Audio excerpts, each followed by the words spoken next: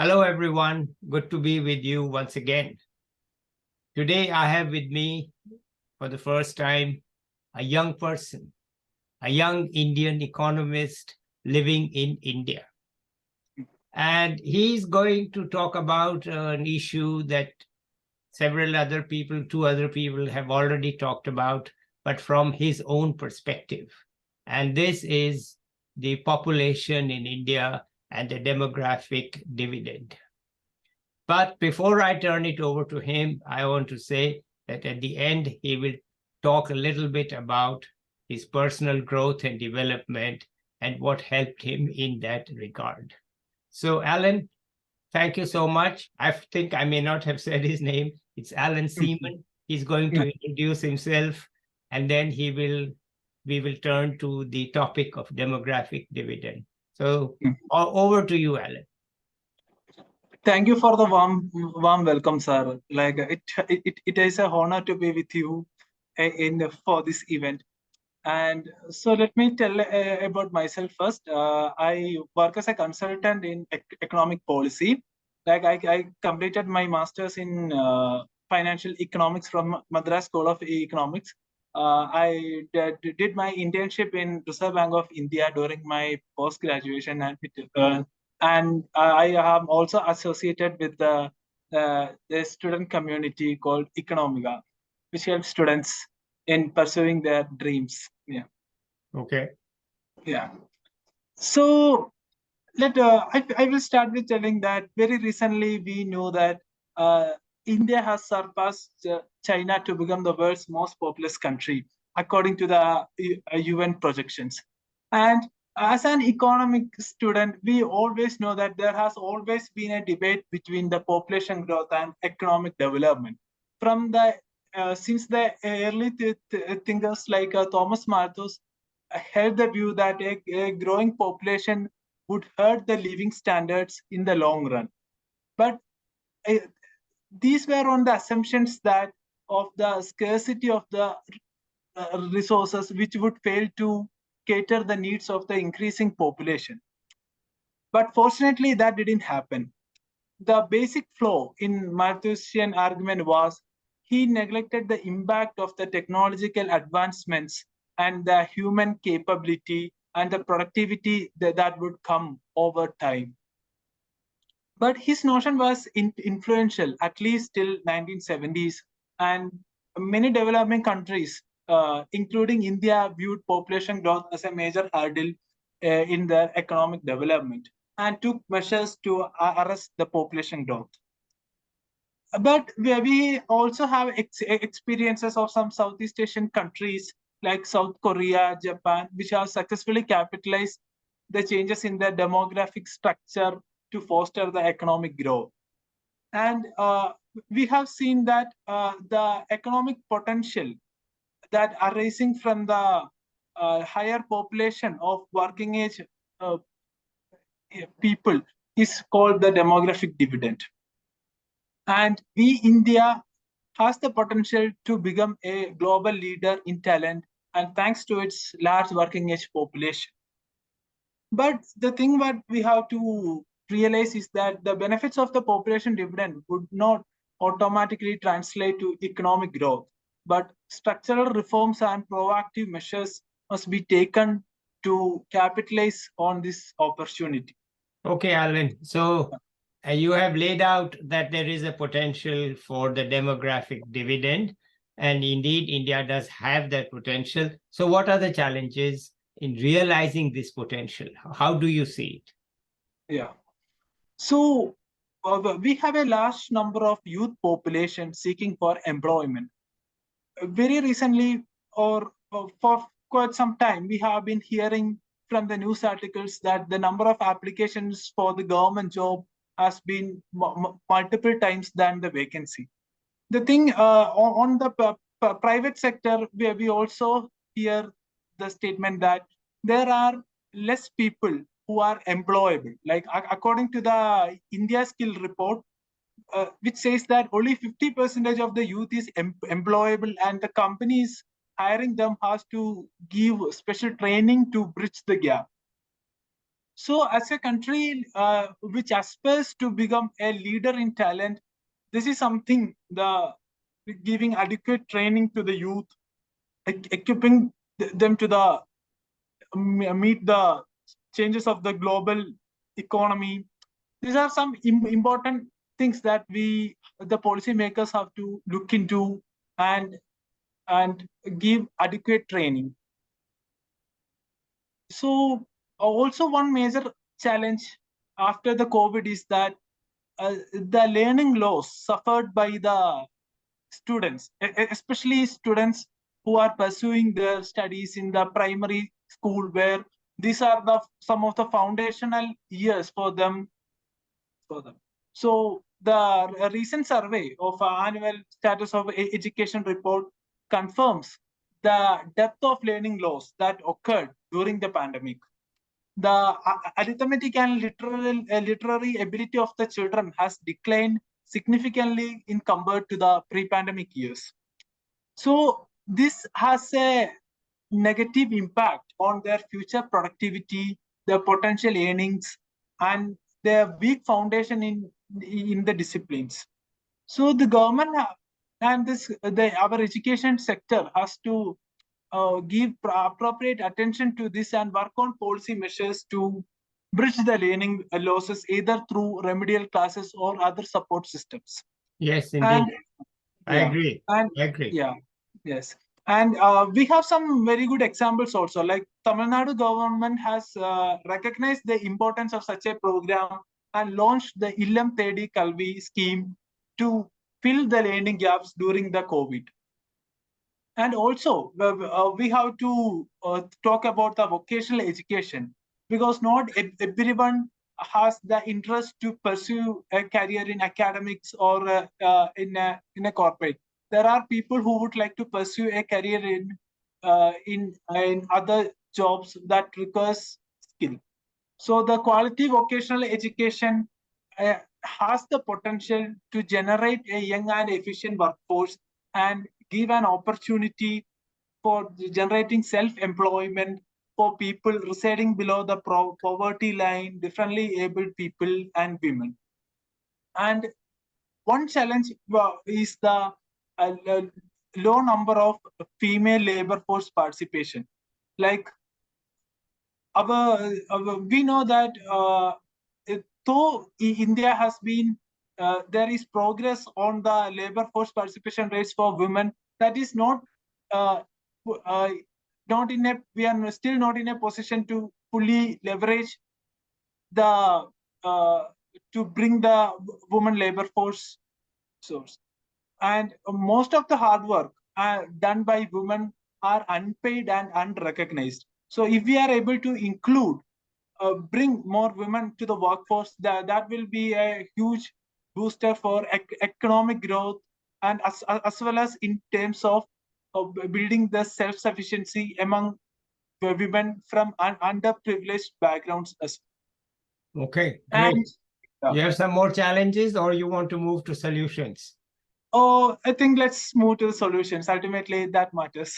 Okay, good. So tell me what you think. I mean, you mentioned what the Tamil Nadu government is doing, Yeah, but that is just to recover from COVID. And by the way, COVID has hit education in the yeah, US also. So there is a recent report that 8th standard students in the hmm, US, hmm, they show a decline in every subject. Okay, every hmm, subject. Okay, so it hmm, has hit everybody everywhere, and yeah, indeed we have to recover. But hmm, that's not growth. That's just getting back to normal.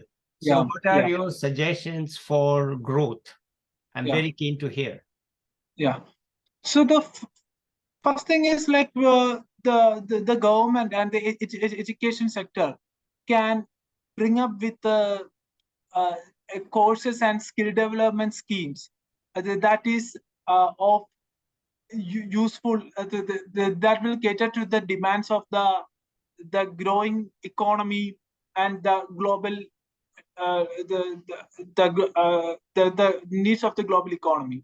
So we have been a leader in the service exports, and always we have heard that one of the reason why we have been called the India's growth rate is always a jobless growth, because most of the contribution to our GDP comes from the service sector, and IT exports, finance, and real estate mostly contribute uh, uh, to the GDP in the service sector.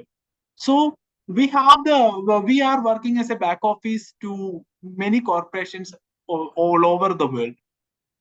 And if we have the skilled youth to do the same job as someone who is doing the job in US after the COVID, due to the faster adoption of digitalization, we are given with an opportunity to grab that job, because it doesn't matter wherever you sit. If you are trained and if you can connect seamlessly with the person on the other end, that's a great potential for youth in India, because we can provide the competitive, we can work at the competitive wage than anyone else in the world, like in developed compared to the developed countries. So these are one of the great opportunity. I personally feel the COVID has opened to the youth in the developing countries like India. If you have that capability, that's gonna be a true game changer, from transitioning from the back office to the front office.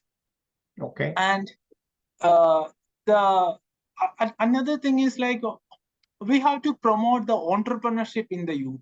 We have always been told, at least a large share of youth have been told to go and secure a job, but no one, or the society, or ultimately, or the parents have some resistance in allowing the youth to go and pursue the entrepreneurship. So the government can also, the government is also giving a support in terms of better loan facilities for starting for the startups, and other schemes are there in place. But still, societal support is also necessary for it. Yeah. Yeah. We have to consider the country we are talking about Yeah. and the society we are talking about. It's Yeah. not it's Exactly. not neutral, it's not just theory. We have to look at whom we are dealing with. I agree. Yes. Okay. Yes. Anything Yeah. else from you? Any other solutions? Then we can also think about some innovative methods to give training to the youth. So Mhm. one of the thing, one of the problem the a young person would feel is that he may not have the financial ability to pursue a training or a course. Though there are student loans available at a concessional rates, but still, if he is unable to secure a job and unable to pay back it, that leaves him with a huge debt at a younger age. So in the social, so we can think about some social impact bonds, where the takers, the students, it can be used to train the young people, and even if they are unable to secure a job, the burden wouldn't fall on them, but it can be funded by the CSR initiatives, or the philanthropic people, and even social investors. So a person who has secured a job can repay it for some years with an maximum cap limit of the amount he has to pay. So basically, that is generating returns to the social investors. At the same time, it's the risk of failure, or risk of not securing a job and then fall to the death is also minimized in this case. So some academic impact, career impact bonds is something that we can introduce, or we can make a change. Yes, I agree. It's a very good idea. It's risk sharing, Yeah. because it's a risky business. People who fail should not be penalized, but Yeah. those who are successful, they Ah. should pay back in full, because Yeah.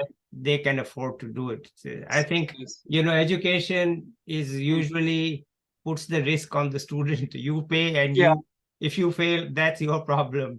but Yeah. that should not be the case. I agree with you. All right. Yeah. Anything else now, or Yeah. We can. okay? Well, all right.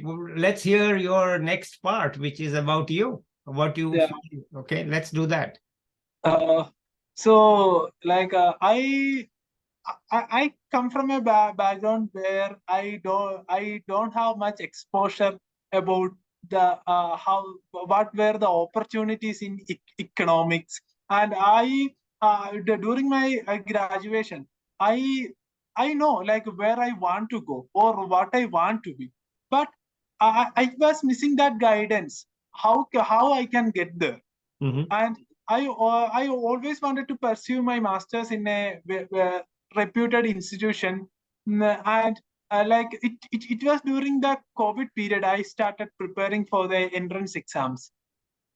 And then for me it was a difficult time because I don't know where to start or to where can I get the guidance. So it was during that time I came across Economiga, a student community exclusively for economic students. So Economiga has provided me a platform that gives the all the previous year question papers for multiple institutions and a discussion portal where we can raise doubts and the students would respond to it. And later like the support, the moral support and the emotional support my friends in Economiga has given me is unparalleled, like during the exam preparations. uh, I can, and later I happened to become a part of Economiga, and I what I have personally believe is that the strength of the being in a community and the power of collaboration is unparalleled and unmatchable. So even if you are don't have that much exposure, or if you don't know where to start, sometimes a group of like-minded people can help you in many ways. Yeah. Yeah, I agree. And actually, I am going to have the at least two people from Mm. Economica Mm. after some time. I will interview them also. They have agreed to come Yeah. on to my platform, but they are busy with something or the other. So it may happen in June or Yeah. later. But you are right. I enjoyed working with all of you in Economiga, and I think it's a very good venture. In my time, when we were your age, Mm. these things were not possible. We just stayed in your own place, and you couldn't mix with anybody and work. So I'm really glad that Yeah. you said you came from a modest background. So I Oh, think you are the face of India. That's why I was so interested to have you, because you have risen as India has risen. mm. Okay. The last 20 years, India has risen. You have Mm. risen, and India has risen, will rise because of people like you who will go on and make, your own contributions to India. And I'm very happy to have you here because, we hear all the time from experts, but we also need to hear from the younger people how they see life and how they plan their lives and how they have made the transition, even though their Mm. family, etc., was perhaps they didn't have the privilege of a Mm. very highly educated, well-off family. But our system is such that it has let you come where you are, and I'm sure you will go far ahead. So thank you, Alan. Thank you for having me here. Okay, so let's end it here, and we will come back. I will come back with another young person, hopefully soon. And till then, bye to everybody. Bye-bye. Okay.